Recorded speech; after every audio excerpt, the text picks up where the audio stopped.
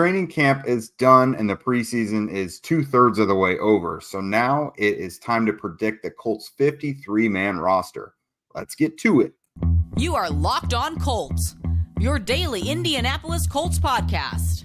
Part of the Locked On Podcast Network, your team every day.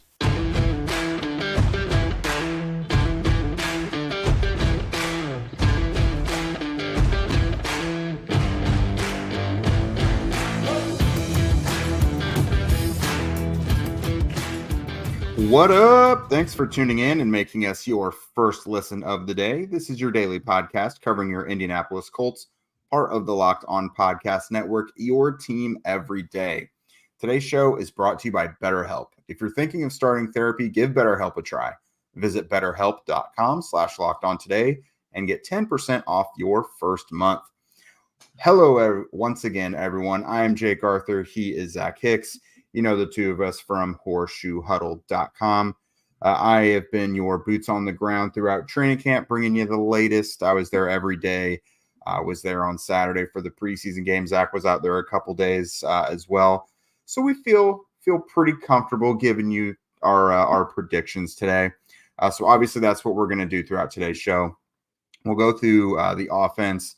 I'll kind of list my predictions, and Zach will counter with anything he has differently. We'll move on to defense, and then, we'll just go from there. We'll go off vibes only. That's what we're doing. But no, Zach. So obviously quarterback, not much debate there. Not much debate. So Anthony Richardson, Gardner Minshew, and I have him keeping 3 with Sam Ehlinger. So the NFL has kind of made it, unnecessary. They've made it so it's a lot easier to carry 3 quarterbacks now because of the emergency quarterback rule. Now, as far as my understanding, you do have to have that emergency quarterback on the roster, but they do not count against your active game day participants. Yeah. So the Colts can have Richardson, Minshew, and Sam Ehlinger, but they don't have to worry about whether or not Ehlinger counts toward their game day inactive. So having 3 guys seems to make a lot of sense, especially when you factor in Richardson is probably going to be moving around a lot more than the average quarterback. Yeah, the Sam Ehlinger thing, I've done a lot of reading on this rule because I've had people tell me different things, but it reverts the rule back to what it was prior to 2020, where your third quarterback has to be on your 53-man roster. That's why we both have Ehlinger making our 53-man roster here. But when it comes down to the game day inactives, they are technically on the inactive list, but only if the 2 other quarterbacks, the 2 starters go down, then that quarterback can come in. So it's an added bonus to have a third quarterback. It's not super necessary. If someone predicting the Colts roster didn't have Sam Ehlinger make it, I understand, but I think he's done enough in the preseason. He's a quality backup to have, and I enjoy having him on the team. So yeah, I have Sam Ehlinger as the Colts third quarterback and have the Colts keeping 3 quarterbacks yet again going into this season. I kind of wish he didn't have to take up a roster spot with that, but I mean, it is what it is. It makes sense. Looking at running back, it's our first kind of wrench thrown into it is Jonathan Taylor. He's on the active, physically unable to perform list right now, but what do you do with him? Do you keep him on PUP to start the year? That's probably the safe thing to do for this exercise. But I've got him on here. Jonathan Taylor, Zach Moss, Deion Jackson, and Evan Hull are my guys. Nothing shocking. I got rid of Kenyon Drake, Jake Funk, and Jason Huntley. Yeah. Which, I mean, a lot of people may keep Kenyon Drake on there. But to me, I think that seems like a pretty safe 4. Another part of it, though, Zach Moss probably is not going to play week 1 because he's got the broken arm. Even if he's back in time, he's probably got to get a week or so of practice under his belt. Jonathan Taylor, if he's there, sure. But if you're going into it with just Deion Jackson and Evan Hull as your only healthy guys, that's where there's another wrench thrown into it. But for the sake of argument now, these are the guys I feel most comfortable saying will be on the roster.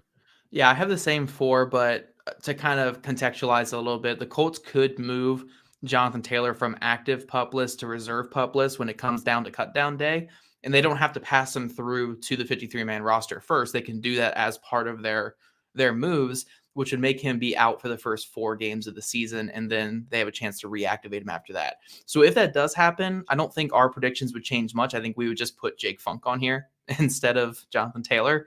Yeah. But either way, I think Funk's going to be a practice squad guy, a guy who they can call up on game day if Moss and Taylor are not available for week 1, despite both making the 53-man roster. So I don't think too much change at running back. I had the same 4, but if someone else doing this at home has Taylor going to the reserve pup list and has Funk or Kenyon Drake making it, and that makes a lot of sense as well. Yeah, for special teams purposes is why Jake Funk would be the guy. Receiver, this is a tough one. Pittman, Pierce, Josh Downs, and Isaiah McKenzie are there, but who comes next now that Ashton Doolin is out for the year? I have it as Amari Rodgers and James Washington, which excuses Mike Strawn, Juwan Winfrey, those guys. That I think Mike Strawn might be the first surprising cut for some people. But I think maybe he just kind of times up on that. He does really well in the preseason and the summer overall. But there's reasons there why it just hasn't turned on during the regular season. Amari Rodgers, as long as you keep him away from kickoff returns is fine. He can do some special team stuff as well. Same with James Washington. Washington does some of the dirty work type stuff that Ashton Doolin did. Both of these guys would need to up their participation in special teams because they both only have like 24 special team snaps in general to their name. But I know Rodgers has been playing it. Washington, we haven't seen him in a practice yet, but those are my guys. Yeah, I went with Mike Strawn. I only kept 5 wide receivers on mine, and that's just because I don't know if the Colts are actually going to cut Mike Strawn. And when we get to tight end group, there's going to be a tight end as well where I'm like, I don't know if the Colts will actually cut this guy when we all think they should. But we'll save that for a second.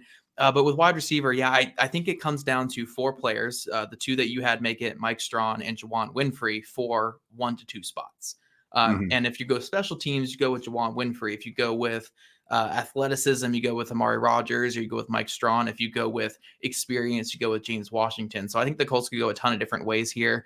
I do feel confident saying that no matter what they do with who makes the roster, I think at least 3 of those guys will still be around with the team in some capacity. So in my scenario, Strawn's the 5th wide receiver. Then you would have a Rodgers and Washington on the practice squad, or have a Winfrey and Washington on the practice squad, or something like that, just to have those guys as game day call-ups if you feel like you need more wide receivers. So I think the Colts are going to be fine with the bottom of the roster wide receiver stuff. It's just, the semantics of who you keep for that initial roster spot. And I had them going Strawn and only keeping 5. You had them going with 2 other guys in Rodgers and Washington. I don't think there's really a wrong answer there. Yeah, and I don't think it's a foregone conclusion that Strawn is gone. I could absolutely see them bring him back. But looking at tight end, I've got Kylan Granson, Jelani Woods, Drew Ogletree, and Will Mallory. I just don't, at this point, see much reason for Mo to be on there. He's been hurt for the vast majority of training camp to this point. And last year, as the number 1 guy, if he maybe he didn't show out as the leading receiving tight end, sure. But if he was blocking at a high level, I could see keeping him. But he didn't really do either of those things. And I think the Colts are higher on these other guys' blocking abilities than a lot of people on the outside are. So I think officially they're moving forward with the youth, Kylan Granson, Jelani Woods, Drew Ogletree, and Will Mallory. I think if Drew Ogletree had been healthy throughout all of camp, I would be with you. And I'm not even saying Wiley Cox has been super healthy either, but if Drew Ogletree had been healthy the whole time, we'd seen him in these preseason games blocking at a high level, then I think I would be 100% with you on here and just keep Mallory over Wiley Cox. But with Ogletree not playing in the preseason, with only Granson basically of all the tight ends actually playing in the preseason, I think just they're going to lean towards that veteran that they've had for years. Even if he had a bad season last year, I feel like they're going to go Allie Cox over Will Mallory. But personally, I would want them to keep Mallory over Wiley Cox, but it's kind of that Mike Strawn situation where it's like, I just don't know if they have it in them to fully cut him yet. So we'll see what happens with that. But I'm with you. I would keep Mallory over Wiley Cox for sure. Yeah, that honestly, you make a great point because that's at least one guy who they know what they're getting there. Moving along to the offensive line, you've obviously got the starting 5, Ryman, Nelson, Kelly, Fries, and Braden Smith. I have them with 3 backups here: Blake Freeland, Arlington Hambright, and Danny Pinter. Pinter can obviously play center when you need him. If you absolutely want him to play guard, they've done it.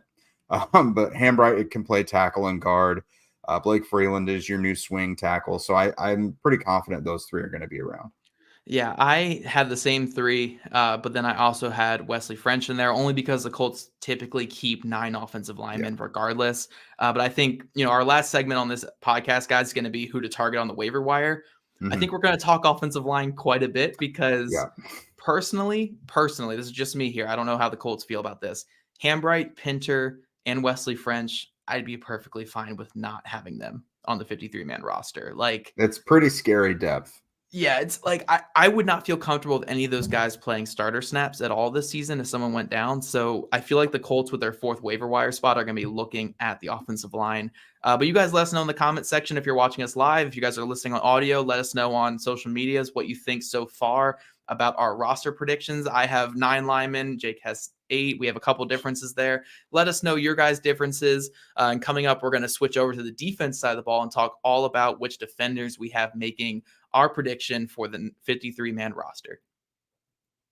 But first, this show is sponsored by BetterHelp. Sometimes in life we're faced with tough choices, and the path forward isn't always clear. I've said many times on this show when we've talked about BetterHelp, guys, I've gone through a lot of trials and tribulations in my life where I've leaned on therapy and a lot of things like that to kind of get me out of that dark place. And as of right now, I'm in a really good place because of therapy things like BetterHelp and because of having that crutch to lean on. Whether you're dealing with a decision around career, relationships, or anything else, therapy helps you stay connected with what you really want while you navigate life so you can move forward with confidence and excitement.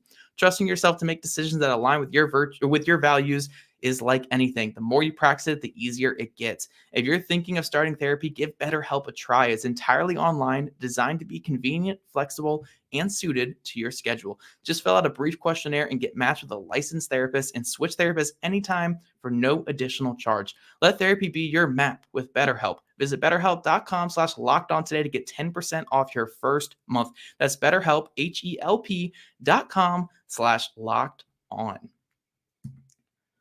And every day, as we have a little bit of an update for next week, we're going to go back to our morning show routine. We've been doing these live shows at like 4:30, 5 o'clock-ish throughout all training camp. With training camp officially being over, we're going to go back to our morning show routine next week. So audio and video platforms, we'll be back at 6, 7 in the mornings, what we used to post. We're going to go back to recording at night and then posting in the mornings. So you guys can get back on that regular schedule going into the season. So every day we love the support through the live streams, but yeah, we're going to go back to our traditional posting schedule after this week. All right, Jake, so diving into this defense, you already have all your guys written out here. I know you put all of defensive line together, but if you want to switch it, if you want to kind of break it up to defensive end, defensive tackle, if you can, just to give that little separation there, do you want to start with defensive end here? Of course. Yeah. So this group was really, really tough as well because there's several guys on the depth I could see them bringing or keeping on.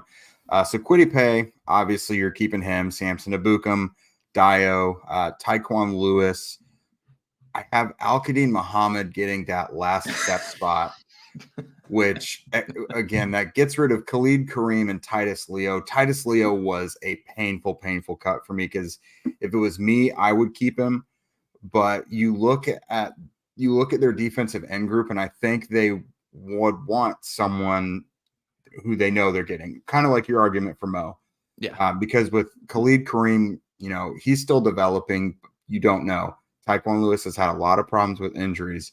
With Al-Qadim Muhammad, he's someone who has started for you. So you know what you're getting there. So that was really tough cuts for me there. As for defensive tackle, I've got DeForest Buckner, Grover Stewart, obviously. Adetome Adebore, Eric Johnson. So it's not a lot of depth there, but you've got Dio who can kick inside. Tyquan can kick inside as well. That means I got rid of Taven Bryan and McTelvin Agim and Caleb Sampson, of course.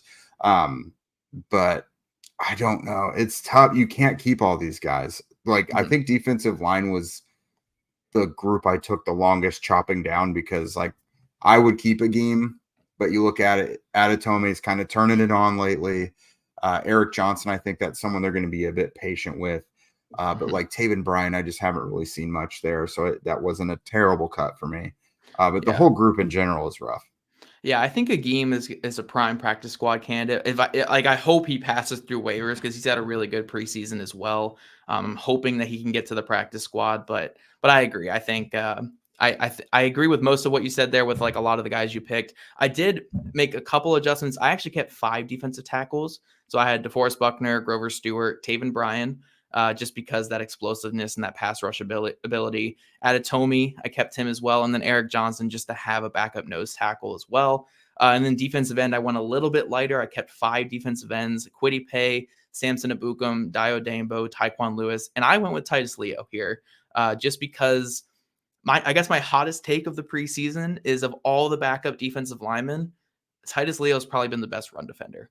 And I think when you're looking at depth defensive ends, and especially just across the front end here, having a guy who's just going to be a solid run defender who can also have the upside as a pass rusher, I don't really want to lose that. So I wanted to keep him over an Al-Qadim Muhammad, but I'm with you. I think Muhammad, it could certainly squeak on the roster. He's another guy where I think, again, it makes sense to have him on the practice squad and be like a game day call up type guy. I have a lot of practice squad ideas. I'm realizing throughout this episode here, but yeah, a little bit different with the depth there, but I'm with you with when it comes to the defensive line. I think there's a lot of different ways they can go. And even when we get to our last segment here, I'm going to mention a possibility where I think the Colts could even add another person to the defensive tackle group and cut more of these guys we're talking about. So yeah, I do think it's an interesting group for sure up front. Yeah, and I kind of felt comfortable going so inexperienced at defensive tackle because they have done it. They have done it in recent years. And honestly, Leo over AQM, as Patrick said, that's not a bad idea. I just kind of gauging the temperature, what I think they might do. But yeah, and painful for me, McTelvin Agim, I really like what he has done this summer. I didn't like cutting both those veterans. But yeah, Agim, I'll touch on this real quick because we got to get to the rest of the defense. But like, he's been really good this preseason and in training camp, but it's just like everyone else has something more going for them when it comes to making it. Like Taven Bryan has the bigger contract, Adetomi's younger, Eric Johnson's younger. So it's like, it's tough. But I would, in a perfect world, I would keep him somehow, but I don't know if you can at this point. And it is a game. I asked him in the locker room the other night. Yeah. I was like, dude, we talk about you on my show all the time. How do you say your last name? It is a game. All right. So looking ahead at linebacker, Shaquille Leonard, Zaire Franklin, EJ Speed, Grant Stewart, and JoJo Doman I have as my backup linebackers. I really liked what Cameron McGrone started to show this last week. But for my money, Stewart has pretty much locked himself in with his special teams ability.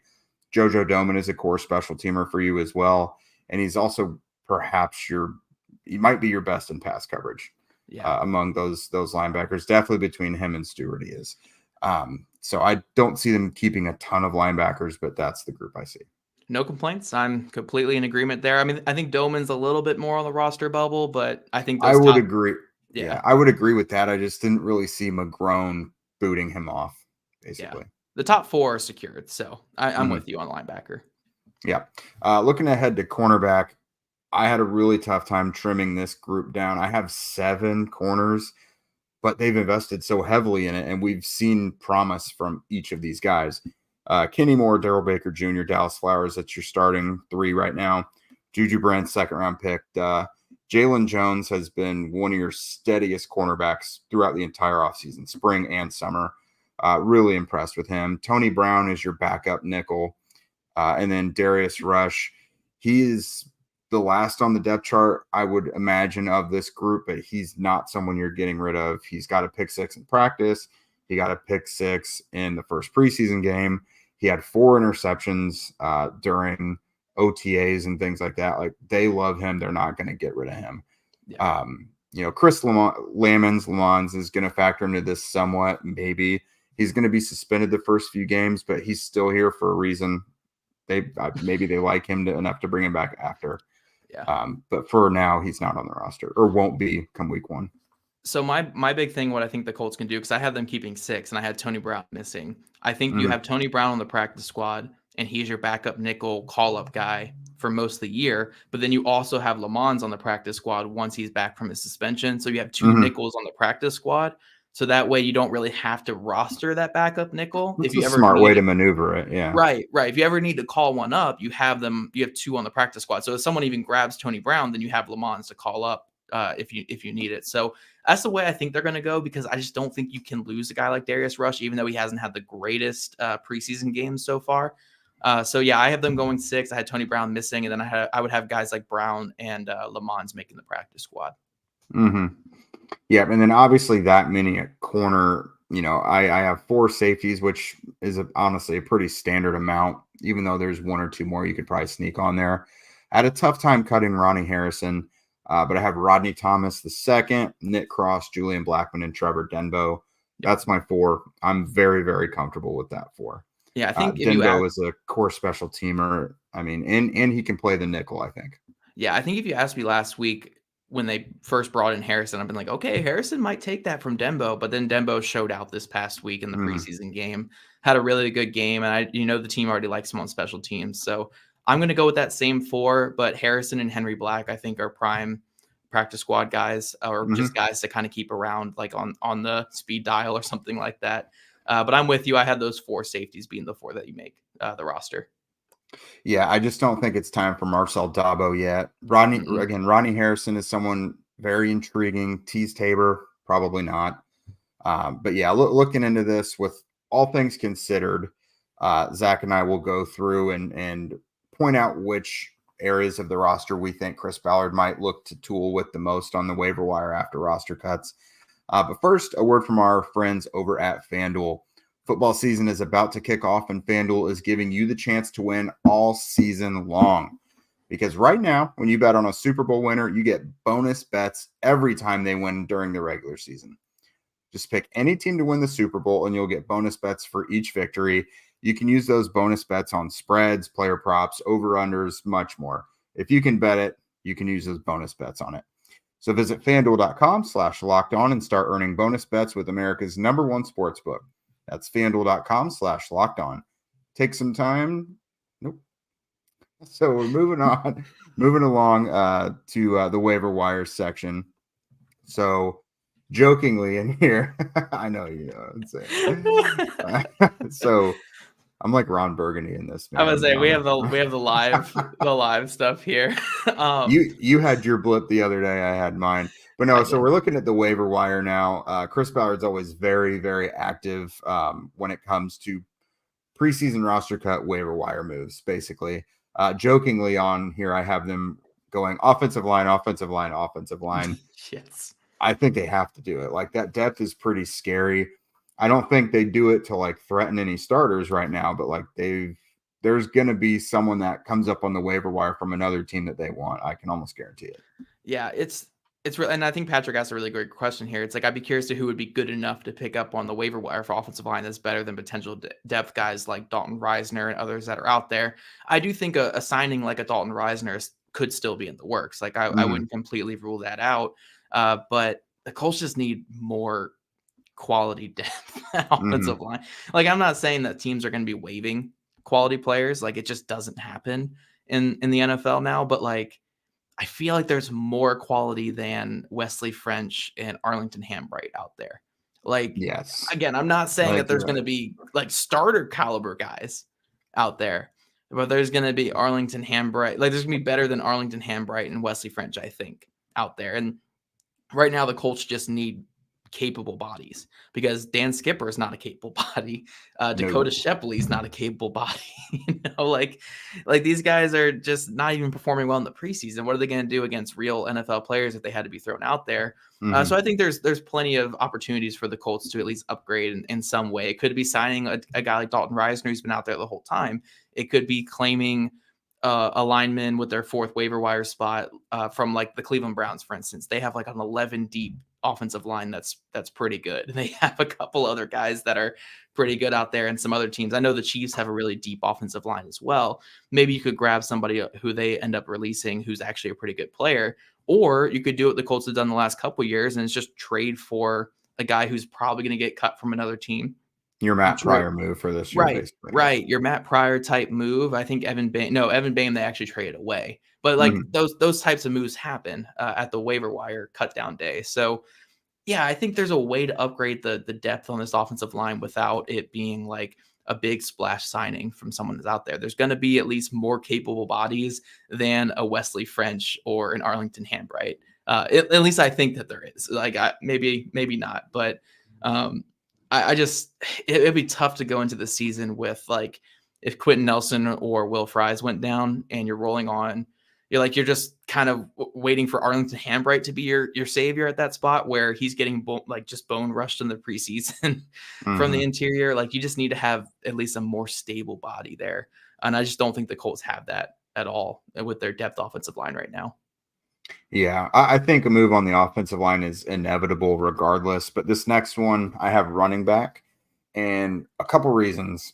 I'll package running back and tight end together for this reasoning.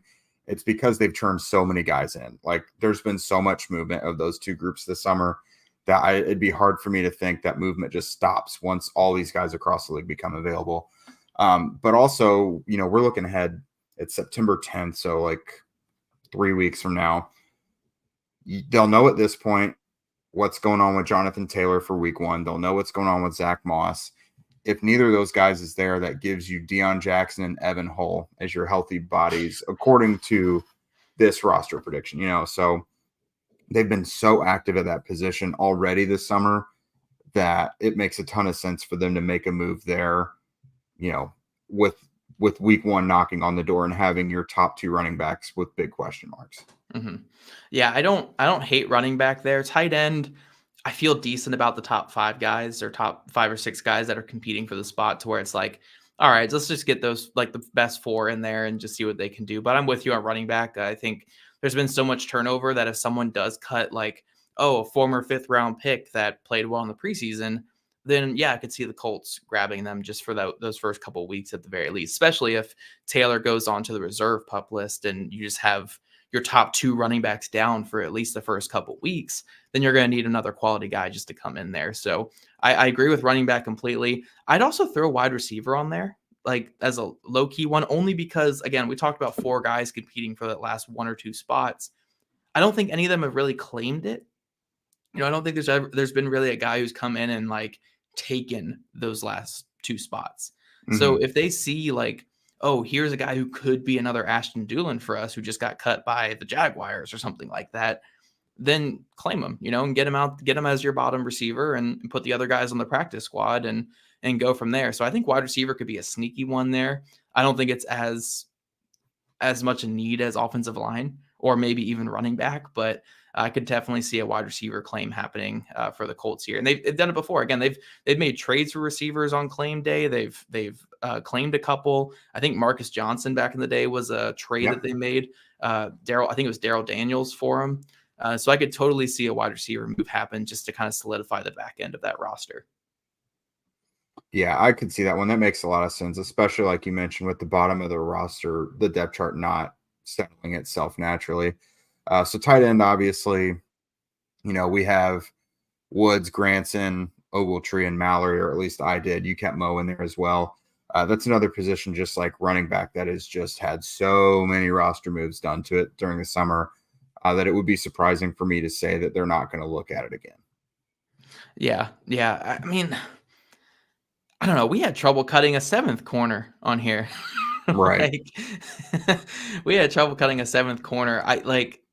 I know a lot of people are scared of the young corners going into this season, and don't get me wrong, like, I'm a little concerned as well, but I think I'm more excited than scared of these young corners. Yeah, they're just exciting. Like, Darrell Baker Jr. is exciting when I watch. I'm all in for it. Yeah, Yeah. I don't want to see a veteran come in and take those snaps. Yeah, like, look, if someone goes down with an injury and you just need to bring in something, or you're like 5 or 6 weeks into the season and it's just looking really bad, sure, get a veteran in there just to make it not look as bad. But as of right now, I don't think I could be talked into adding another corner or adding a veteran corner, because, like, I'm excited to see these young guys play. Like, I don't really want another corner in there because I like these guys enough. So sure, like, I would get it if they claimed one or if they traded for one just to get a veteran in the room. But I want to see these 6 young guys that I like, or I guess it's technically 5 young guys I like plus Kenny Moore. I want to see those guys get some real run this year for sure. Yeah, I base this mostly on Chris Ballard. He loves to make moves at cornerback. Obviously, it's a very young group. They've already said they had been planning to go young regardless, like, since the winter. So I don't think they would make any moves to threaten any of like the top 4 guys or anything. But if they wanted a guy who was for depth at the bottom of the corner depth chart but played special teams, because maybe one of the guys I've cut in this exercise or we've cut in this is someone who they had critical plans for in their special teams, Right. Just something like that. But cornerback is a position I feel like they always tinker with, so I could see it. They do a lot, but we know that they like these guys, and I think if Jalen Jones weren't standing out because he was a 7th round pick, like you could get away with probably waiving him. If he weren't having a great preseason and some things like that, and Darrell Baker Jr. didn't have a great preseason or whatever, then I could see them making that claim for sure. But with all those guys standing out, again, I think they're going to feel pretty good about corner. I feel pretty good about corner. So we'll see. We'll see what the Colts do there. But every day, I think that's all we have for today. Again, next week, some programming notes. We're going to be back to doing our morning shows. It's not going to be live streamed early in the morning. We're not up at that time. Well, Jake's not up at that time.